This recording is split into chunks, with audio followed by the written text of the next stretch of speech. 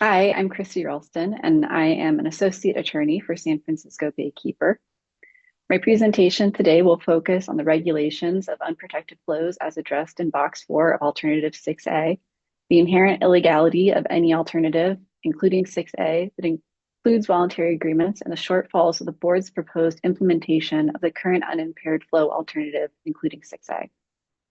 Beginning first with Box 4 of Alternative 6A, the State Water Board is currently considering three alternatives to protect existing flows in the Bay Delta watershed. Of these options for Alternative 6A, only the first is acceptable. Options 2 and 3 propose or present significant challenges to the stated goal of protecting base flows and will fail to achieve plain objectives and reasonable protection of beneficial uses. Digging into the latter two options a bit deeper, these flaws become apparent. Option 2 results in a confusing and complicated regime to protect base flows. Though it purports to act in a manner that applies equally to all water users, it continues to rely on the VA and non-VA water user distinction, and in the process creates a third category of users. These are current VA water users who will end up receiving flows from future diversions. Diversions established prior to January 1st, 2025 will be subject to VA rules, while diversions established after that date will be subject to non-VA rules. This means that a single party will be subject to two different regimes. This is confusing and arbitrary. Given the complexity of tracking flows to determine which rules apply to which diversions, option 2 appears nearly impossible to administer. Option 3 is no better than option 2. As previously explained by my colleagues, in option 3, DWR, acting on behalf of the VA parties, proposes spending the next 8 years on a so-called science program to determine the relationship between longfin smelt and other native species abundance and delta outflow, and then to use those data to suggest a new flow threshold criteria.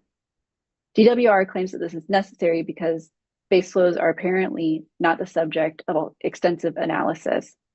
Of course, this isn't true. The relationship between native fish species viability and flows has been well researched and documented throughout the years. This is true especially for longfin smelt more than most other species. What DWR's plan for protecting base flows indicates is that VA parties are unaware of what flows are necessary to achieve the plan's water quality objectives for fish and wildlife beneficial uses.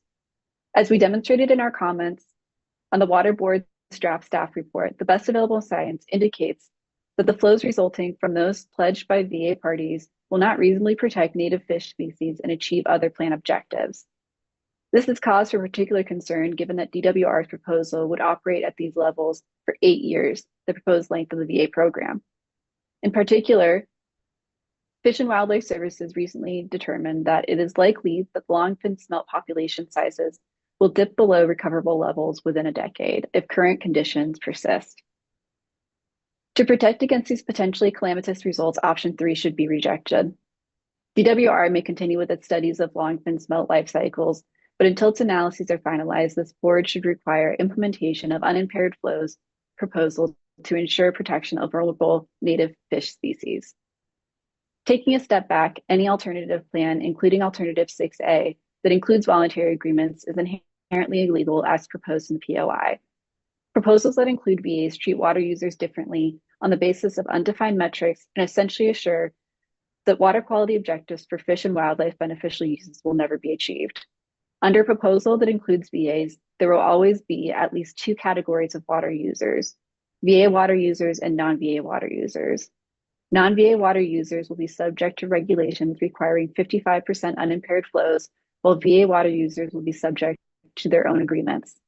Relying on historical data, VA flows will not be sufficient to achieve 55% unimpaired flows. Doing the simple math, 55% of unimpaired flows for non-VA parties plus VA flows, which are almost certain to be less than 55% unimpaired flows, will result in unimpaired flows in the watershed that is less than 55%. But flows at and above this 55% level are critical to attaining water quality objectives laid out in the Bay Delta Plan. In order to achieve fish and wildlife beneficial uses in the Sacramento River and Delta tributary flows, the plan must ensure maintenance of inflows from the Sacramento/Delta tributaries at 55% of unimpaired flow, with an allowed adaptive range between 45 and 65% of unimpaired flow. 55% unimpaired flows is the stated goal, but the current program of implementation ensures that 55% unimpaired flows will never be reached and thus that not all beneficial uses are protected. And in failing to ensure flows sufficient to support fisheries, the State Water Board fails to carry out its legal obligation to protect the public trust. However, even in a scenario where this 55% unimpaired flows value was achieved, the best available science indicates that it would not be enough to support beneficial uses in the public trust. In models comparing different levels of unimpaired flows, flows that were in the higher range led to better environmental outcomes for species in or migrating through the Bay Delta estuary.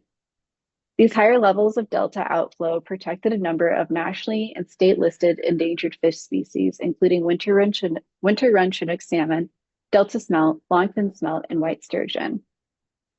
The POI virtually ensures that flows above 55%, which generate significant environmental benefits, are unachievable. The draft POI lays out a methodology for managing unimpaired flows within the 45 to 55% range. No state water board approval is required for ratcheting down.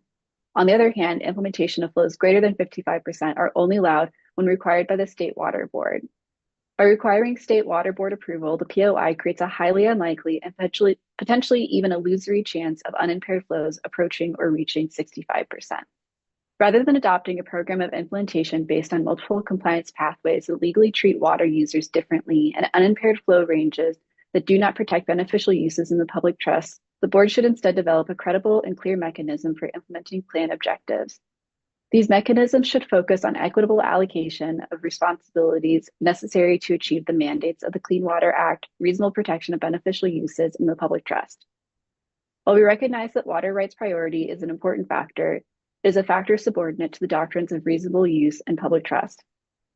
Additionally, the board should consider and model alternatives to its proposed unimpaired flow range of 45 to 65%. The board should consider alternatives that are viable, provide benefits to the public trust, and protect beneficial uses as demonstrated in other venues.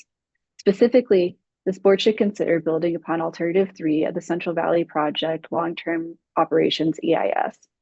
Finally, in any alternative that the board chooses to implement, the board needs to include actual biological criteria to measure the success of the adaptive management measures in achieving its stated objectives.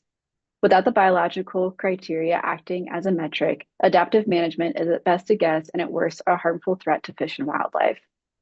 Again, we ask that the board reject options 2 and 3 for box 4 of Alternative 6A, reject the VAs, rely on a viable and environmentally beneficial unimpaired flow regime modeled on Alternative 3 to protect base flows, and incorporate biological criteria to measure the success of adaptive management measures. Thank you.